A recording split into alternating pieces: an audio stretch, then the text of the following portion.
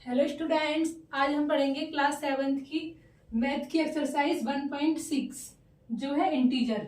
इसकी 5 एक्सरसाइज यानी कि 1.1 से लेके 5 तक हम ऑलरेडी कर चुके हैं। अब चलेंगे 1.6 की तरफ। ठीक है, होप कि आपको समझ में आ रहा होगा। A submarine was situated 600 feet below sea level.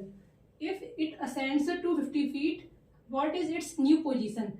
तो इसमें देखो, इसमें कहा गया है एक सबमरीन है। एक सबमरीन क्या होती है? जो पानी के अंदर चलती है वो सबमरीन होती है, पानी के अंदर चलने वाली होती है। तो submarine was situated 600 feet below sea level, यानी कि ऐसे मान लो कि ये सी लेवल है, ये जमीन है, यहाँ पे सी लेवल है, ये पानी है, इसके नीचे पानी है। तो इसके 600 फीट नीचे, यानी कि नीचे 600 फीट यहाँ पे एक सबमरीन चल रही है। सबमरीन हमेशा पानी के अंदर चलती है ना। तो इसके बाद इफ इट असेंड्स 250 फीट, अगर ये 250 फीट ऊपर आती है, असेंड मतलब होता है ऊपर आना, यानी कि इससे अगर ये ऊपर आएगी, उसके बाद इसकी न्यू पोजीशन क्या होगी, यानी कि 600 तो है इसकी पोजीशन, इसमें से ऊपर आएगी तो ये 250 हट जाएगा इसमें से, तो क्या आएगा 350 आएगा।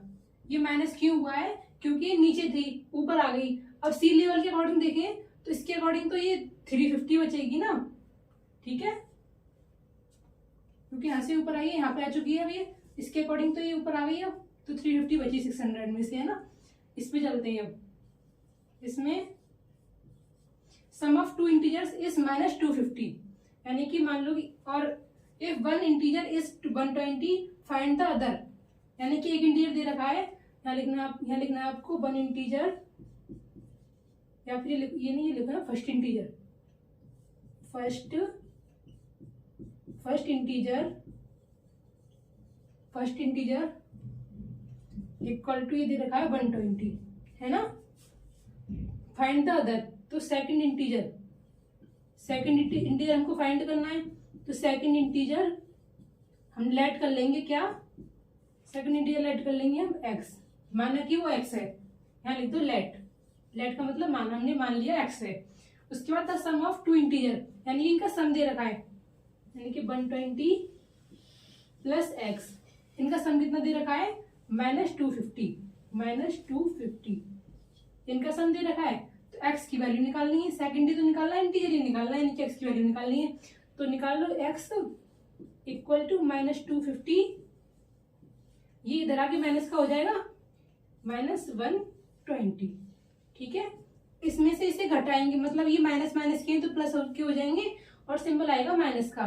तो माइनस के कितने आएंगे, ऐड करेंगे तो 370, 0 5 2 7 और 2 और 1 3, तो 370 आ चुका है ये। ठीक है, ये आ गया 370, ये हो गया। अब इसमें चलते हैं थर्ड क्वेश्चन पे। ठीक है, इसमें होगा,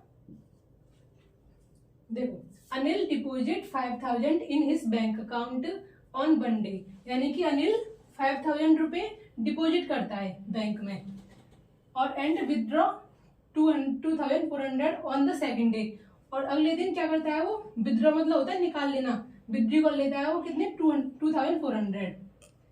on the third day he again deposited 1800, अगले दिन यानी कि थर्ड डे वो अगेन 800 डिपोजिट कर देता है, यानी कि जमा कर देता है।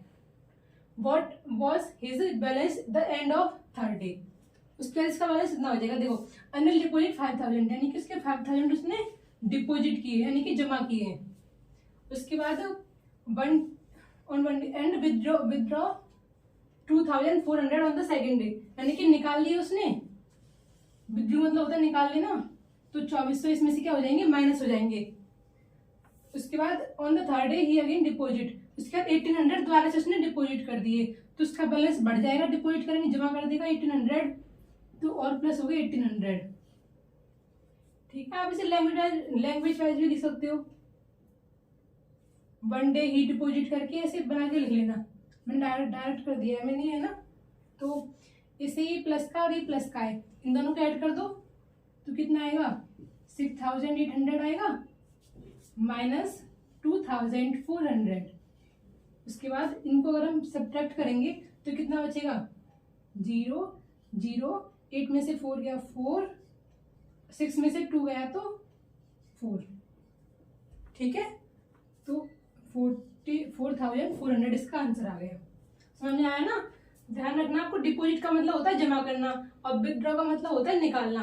निकालेंगे तो जो मतलब ये माइनस हो जाएगा और डिपॉजिट करेंगे तो ये प्लस हो जाएगा, ठीक है। क्वेश्चन नंबर 4 की तरफ चलते हैं अब। इसे कैसे करेंगे, देखो the product of two negative integer is 420, यानी कि दो नेगेटिव इंटीजर का प्रोडक्ट दे रखा है 420। If one integer is -5 find the other, यानी कि देखो एक इंटीजर दे रखा है -5, तो फर्स्ट इंटीजर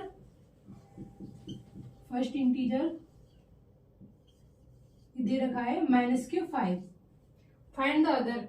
तो लेट अदर इंटीजर बी, मान लो ये क्या हो जाएगा -x मान लेंगे हम। अब हमने यहाँ पे x क्यों नहीं माना, यहाँ पे तो हमने x मान लिया था, पर यहाँ दे रखा है ये नेगेटिव इंटीजर का प्रोडक्ट है, the product of two negative integer, यानी कि नेगेटिव दे रखा है तो हमें इसे नेगेटिव लेना पड़ेगा, ठीक है। और ये इनका प्रोडक्ट दे रखा है यानी कि -5,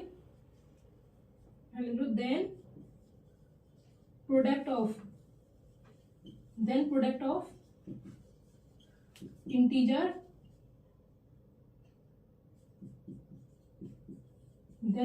इंटीजर, क्या हो जाएगा।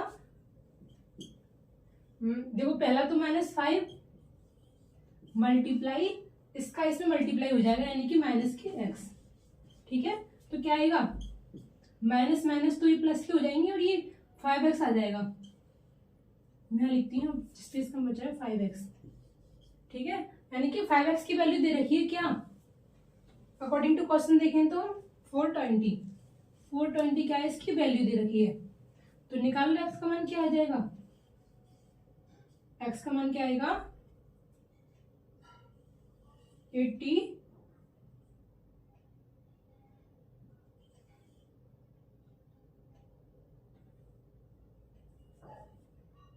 फाइव 8 से 40, 84, ठीक है। तो ये इसका आंसर आ गया। तो ये यहाँ हिसाब करती हूँ मैं, देखो x का मान हो गया 84, पर हमें चाहिए किसका आंसर, हमें चाहिए -x का मान। तो -x का मान क्या हो जाएगा, -x बराबर -84।